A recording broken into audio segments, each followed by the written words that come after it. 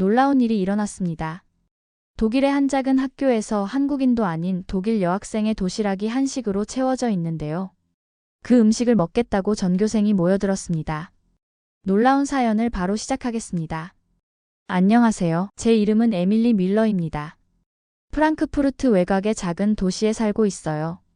저는 지금 여러분께 제 이야기를 들려드리려고 해요. 매일 아침이면 학교 가는 것이 두려웠어요. 교실에 들어서는 순간부터 모든 아이들의 시선이 저를 향하는 것 같았거든요. 13살이던 그때 저는 늘 교실 구석자리에 혼자 앉아 있었답니다.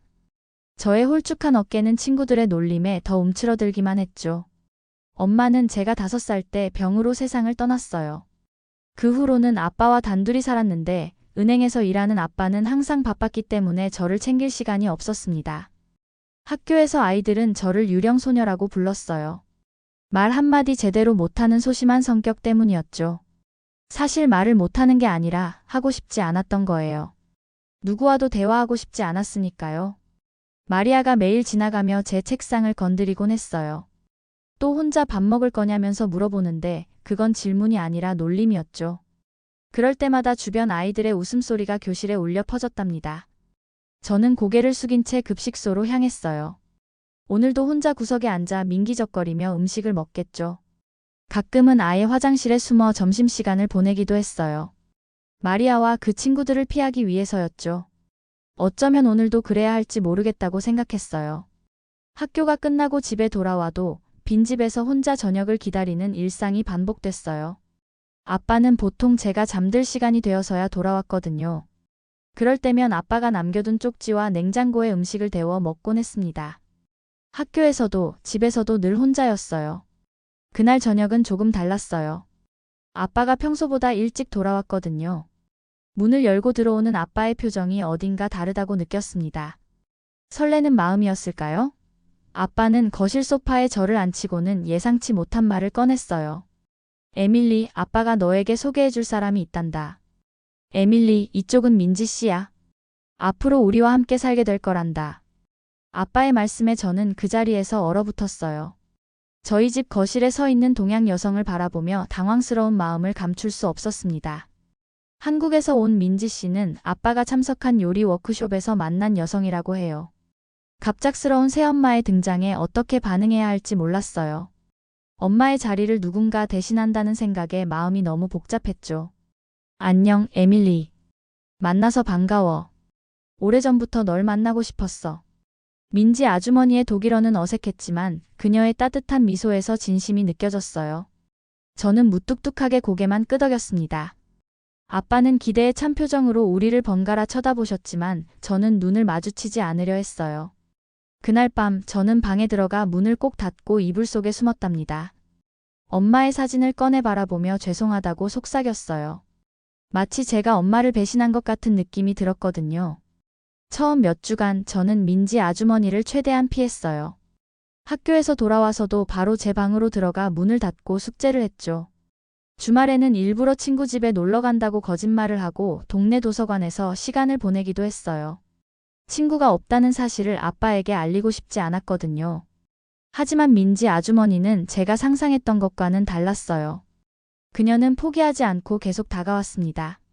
매일 아침 일찍 일어나 저의 아침 식사를 준비했고 학교에서 돌아오면 항상 맛있는 간식이 테이블 위에 놓여 있었어요. 처음에는 무시하려 했지만 그 맛있는 향기를 참을 수 없었답니다. 어느 날 학교에서 돌아왔을 때 민지 아주머니가 부엌에서 무언가를 준비하고 있었어요. 달콤한 냄새가 집안에 가득했죠. 에밀리, 이건 호떡이라고 해. 한국에서 겨울에 많이 먹는 간식이야. 한번 먹어볼래? 호기심이 생겨서 한 입 베어 물었어요. 그 순간 달콤한 시럽이 입안에 퍼졌고 저는 자신도 모르게 미소를 지었답니다. 정말 맛있었거든요. 그때 민지 아주머니가 웃으며 말했어요. 맛있지? 내가 어릴 때 엄마가 해주셨던 거야. 그때 생각이 나서 만들어 봤어. 저는 민지 아주머니의 고향에 대해 물어보기 시작했어요.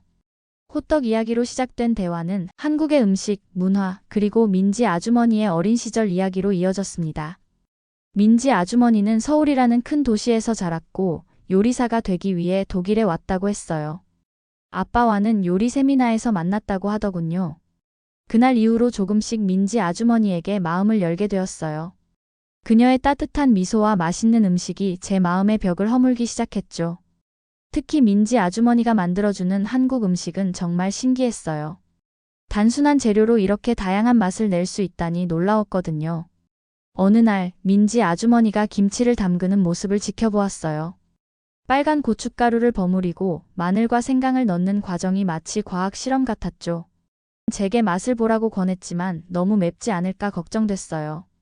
그래도 용기를 내어 한 조각 집어 먹었더니 매웠지만 신기하게도 계속 먹고 싶은 맛이었답니다. 에밀리, 네가 좋아한다니 기쁘다. 김치는 한국인의 영혼이 담긴 음식이야. 이렇게 맛있게 먹어주니 고맙구나. 민지 씨의 말에 뭔가 따뜻한 감정이 가슴에 차올랐어요. 오랜만에 누군가가 저를 진심으로 챙겨주는 느낌이었거든요. 그 순간 문득 깨달았습니다. 민지 아주머니는 엄마를 대신하려는 게 아니라 그저 우리 가족의 일원으로 저와 아빠를 사랑하고 싶어 한다는 걸요.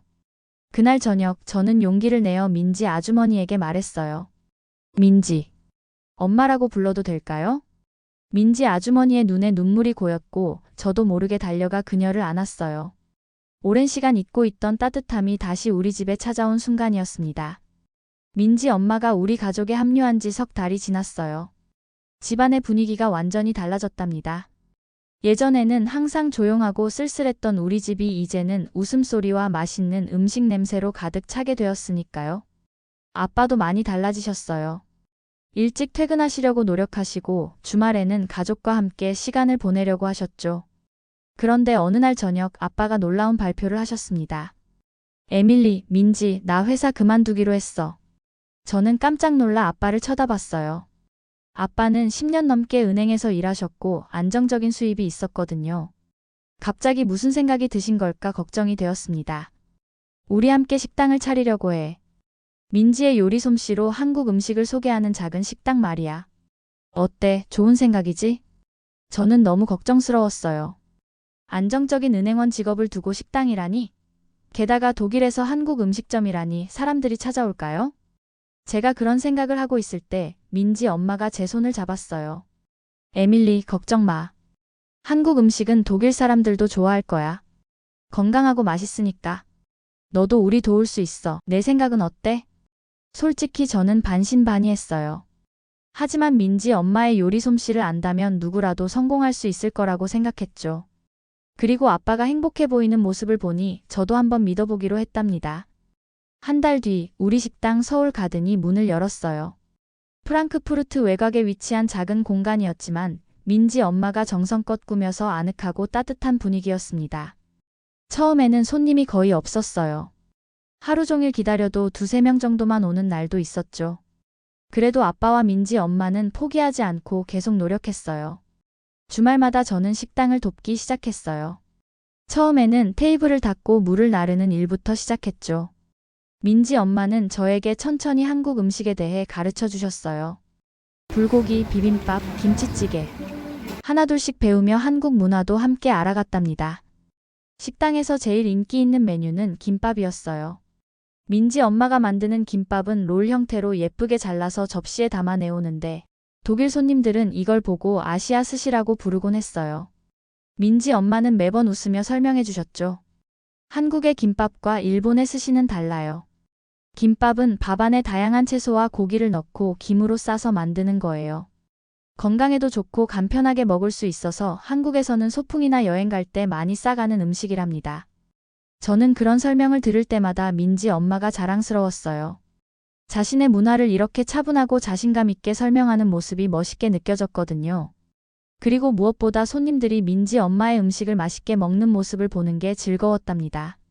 한 달이 지나고 2달이 지나자 점점 더 많은 손님들이 우리 식당을 찾아오기 시작했어요. 입소문이 퍼진 거죠. 특히 직장인들이 점심시간에 김밥을 사러 많이 왔어요. 간편하게 먹을 수 있고 맛있다며 매일 찾아오는 단골도 생겼답니다. 어느 날 저녁 민지 엄마가 저에게 김밥 만드는 법을 가르쳐 주셨어요. 얇게 펴진 김 위에 밥을 깔고 그 위에 당근, 시금치, 단무지, 계란, 햄 등을 차곡차곡 올린 다음 돌돌 말아서 만드는 과정이 생각보다 어려웠어요. 처음에는 김이 찢어지기도 하고 재료가 밖으로 튀어나오기도 했지만 계속 연습하다 보니 점점 나아졌답니다. 에밀리, 너 소질 있다. 이제 혼자서도 충분히 잘할 수 있겠어. 민지 엄마의 칭찬에 제 얼굴에 웃음꽃이 피었어요. 그날 밤 저는 침대에 누워 생각했죠. 불과 몇 달 전만 해도 학교에서 왕따 당하고 집에서는 혼자 외롭게 지내던 제가 이제는 새로운 가족을 얻고 한국 음식점에서 김밥을 만들고 있다니. 인생이 참 예측할 수 없는 것 같았어요. 식당이 조금씩 자리를 잡아가면서 아빠의 표정도 밝아졌어요. 이제는 은행에서 일할 때보다 더 행복해 보였답니다. 아빠는 주방 밖의 일을 담당하셨는데 손님들을 맞이하고 계산을 하는 일이 아빠에게 딱 맞는 것 같았어요.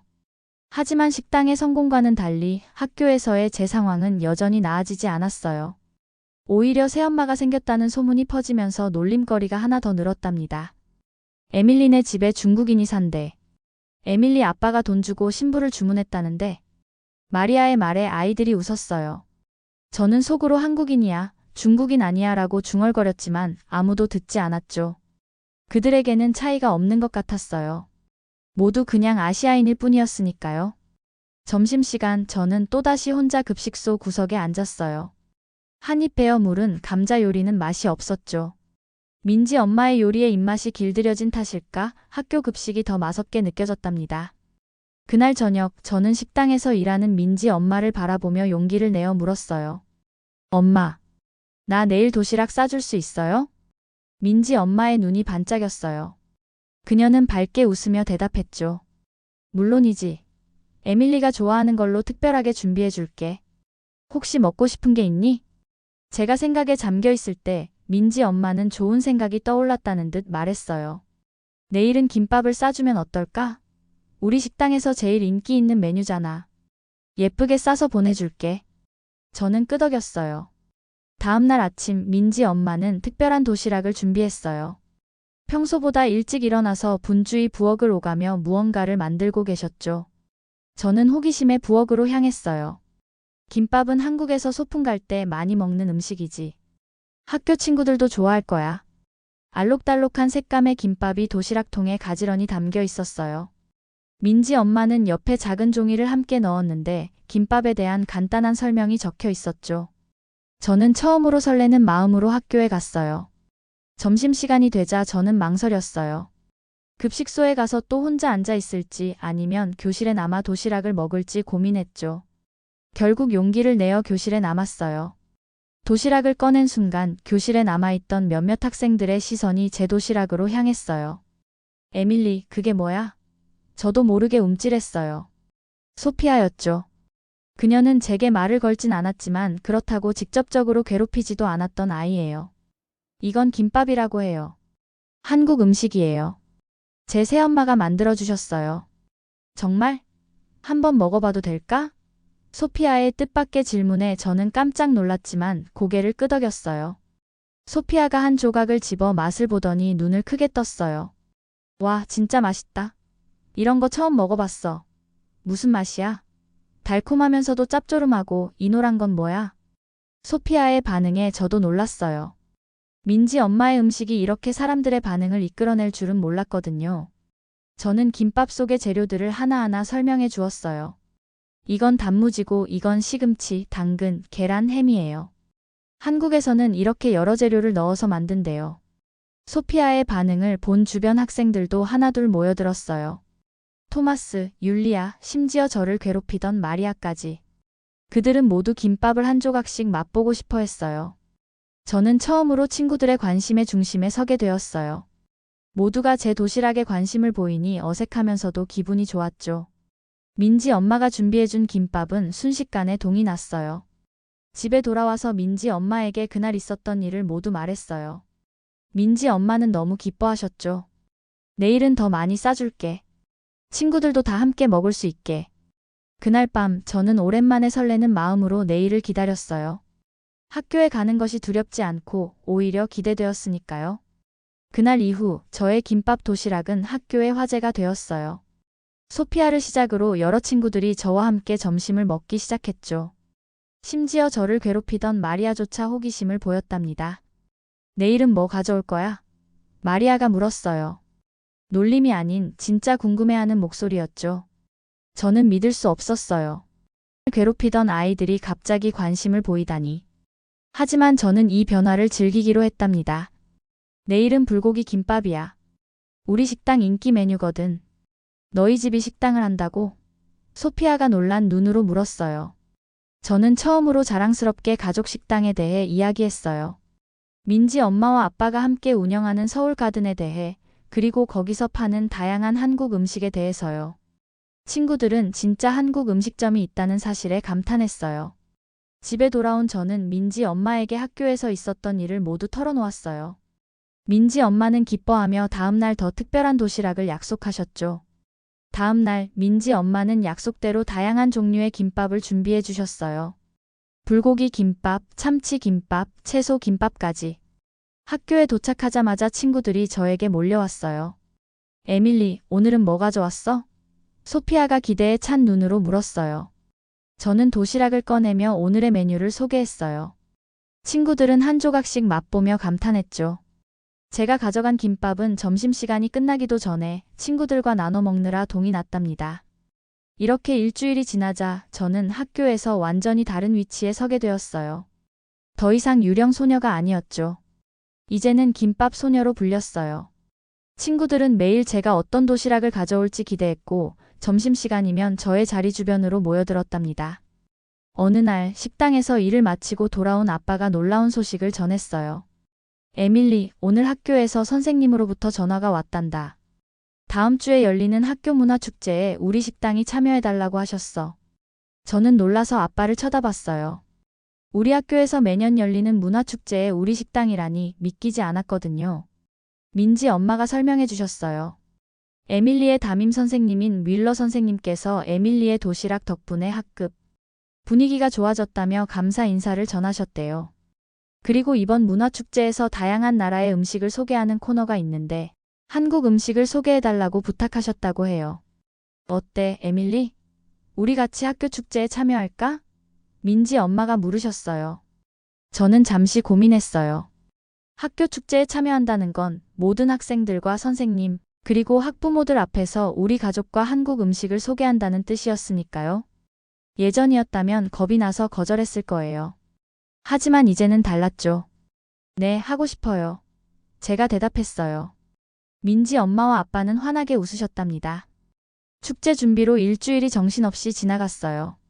민지 엄마는 어떤 음식을 선보일지 고민하셨고, 저는 친구들과 함께 우리 부스를 꾸밀 포스터와 장식을 만들었죠. 소피아와 다른 친구들도 도와주겠다고 나섰어요. 축제 전날 밤, 저는 설렘과 긴장으로 잠을 이루지 못했어요. 제가 처음으로 학교에서 진짜 주인공이 되는 날이었으니까요. 창밖의 별을 바라보며 생각했어요. 민지 엄마가 우리 가족에 오신 후 제 인생이 얼마나 달라졌는지.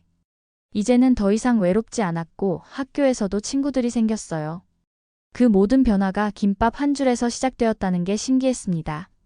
다음 날 아침 우리 가족은 일찍 일어나 축제 준비를 했어요. 민지 엄마는 김밥, 떡볶이, 불고기 등 다양한 한국 음식을 준비하셨고 아빠는 차에 모든 물품을 실었죠. 저는 한복을 입었어요. 민지 엄마가 한국에서 가져온 예쁜 한복이었답니다. 거울에 비친 제 모습이 낯설면서도 예뻐 보였어요. 학교에 도착했을 때 이미 많은 부스가 설치되고 있었어요. 이탈리아 음식, 터키 음식, 그리스 음식 등 다양한 나라의 음식 부스가 있었죠. 우리는 할당받은 자리에 한국의 맛이라는 간판을 걸었어요. 축제가 시작되자 예상보다 훨씬 많은 사람들이 우리 부스를 찾아왔어요. 친구들은 이미 김밥의 맛을 알고 있었고 그들의 부모님들도 호기심에 찾아오셨죠. 민지 엄마는 김밥 만드는 과정을 시연하며 설명했고 저는 한복을 입고 음식을 나눠드렸어요. 와, 이게 그 유명한 김밥이구나. 맛있다는 소문이 자자했어. 율리아의 엄마가 말씀하셨어요. 민지 엄마가 만드신 음식은 순식간에 동이 났어요. 특히 떡볶이는 예상 외로 인기가 많았답니다. 매콤하면서도 달콤한 맛이 독일 사람들의 입맛에도 딱 맞았나 봐요. 축제의 하이라이트는 교장 선생님이 우리 부스를 방문했을 때였어요. 그분은 김밥을 맛보시고는 감탄하셨죠. 정말 독특하고 맛있는 음식이네요. 에밀리, 네가 이런 멋진 문화를 우리 학교에 소개해줘서 고마워. 다양성을 이해하는 것이 우리 학교의 가치잖니. 그 말씀에 저는 가슴이 벅차올랐어요. 처음으로 학교에서 인정받는 기분이 들었거든요. 더 이상 유령 소녀가 아니었어요. 이제는 자랑스러운 김밥 소녀였답니다. 축제가 끝날 무렵 소피아가 저에게 다가와 물었어요. 에밀리, 이번 주말에 너희 식당에 가도 될까? 부모님께 꼭 데려가 달라고 졸랐거든. 소피아의 말에 저는 행복하게 웃었어요. 이제는 제가 자랑스럽게 친구를 우리 식당에 초대할 수 있게 되었으니까요. 그날 저녁 집으로 돌아가는 차 안에서 저는 민지 엄마의 손을 꼭 잡았어요. 엄마, 고마워요. 엄마가 우리 가족에 와서 정말 다행이에요. 민지 엄마의 눈에 눈물이 고였어요. 아빠도 백미러로 우리를 바라보며 미소 지으셨고요. 이제 우리는 진정한 가족이 되었답니다. 학교 축제 이후 제 학교 생활은 완전히 달라졌어요. 마리아를 포함해 저를 괴롭히던 아이들도 이제는 친구가 되었죠. 더 이상 왕따가 아니었고 오히려 친구들이 먼저 다가왔어요. 저도 조금씩 자신감을 얻어 적극적으로 친구들과 어울리기 시작했답니다. 식당 서울가든은 학교 축제 이후 지역신문에 소개되며 더욱 유명해졌어요. 기자가 직접 찾아와 민지 엄마의 요리와 우리 가족 이야기를 취재했죠. 기사 제목은 한국의 맛으로 지역 사회를 하나로 모은 다문화 가정이었어요. 주말에는 예약이 없으면 자리를 잡기 어려울 정도로 붐볐답니다. 어느 날 저녁 식당 문을 닫고 가족 식사를 하는 시간에 저는 제 꿈에 대해 이야기했어요. 엄마, 아빠, 나 나중에 요리사가 되고 싶어요. 한국과 독일 음식을 섞은 새로운 요리를 만들고 싶어요. 민지 엄마와 아빠는 놀란 표정으로 서로를 바라보았다가 환하게 웃으셨어요. 멋진 꿈이구나, 에밀리. 민지 엄마가 말씀하셨어요. 그리고 이어서 말씀하셨죠. 너의 첫 번째 퓨전 요리는 어떤 게 될 것 같니? 저는 잠시 생각해 보았어요. 제겐 이미 아이디어가 있었거든요. 김치 슈니첼이요. 독일 대표 음식인 슈니첼에 김치를 넣은 거예요. 아빠는 놀라서 웃음을 터뜨렸어요. 상상해보니 재미있는 조합이긴 하네. 근데 맛있을 것 같기도 해. 민지 엄마는 가방에서 작은 노트를 꺼내셨어요. 한국에서 가져온 요리 노트였죠. 에밀리, 이건 내가 어릴 때부터 써온 요리 노트야. 이제 네가 가져가렴. 내 아이디어도 여기에 적어두면 좋겠구나. 저는 감동해서 민지 엄마를 꼭 안았어요. 그리고 곧바로 김치 슈니첼에 대한 아이디어를 적기 시작했답니다. 그로부터 일주일 후 저는 소피아와 몇몇 친구들을 집으로 초대했어요. 제가 직접 만든 김치 슈니첼을 맛보게 하고 싶었거든요. 민지 엄마의 도움을 받아 저는 조심스럽게 요리했어요. 김치를 잘게 썰어 슈니첼 안에 넣고 튀겨보았죠. 친구들은 처음엔 의심스러운 눈빛이었지만 한 입 베어 물자마자 놀라워했어요. 와, 에밀리. 이거 진짜 맛있어. 매콤하면서도 고소하고 독특한 맛이야. 저는 그 말을 듣고 너무 기뻤어요. 제 첫 번째 퓨전 요리가 성공한 거니까요. 학교에서는 제가 만든 요리 이야기가 소문이 나서 선생님께서 수업 시간에 제 요리를 소개해달라고 부탁하셨어요. 처음에는 많은 사람들 앞에서 요리하는 게 부끄러웠지만 민지 엄마가 용기를 주셨죠. 에밀리, 넌 할 수 있어. 내 요리에 자신감을 가져. 그건 너만의 특별한 이야기를 담고 있는 거야.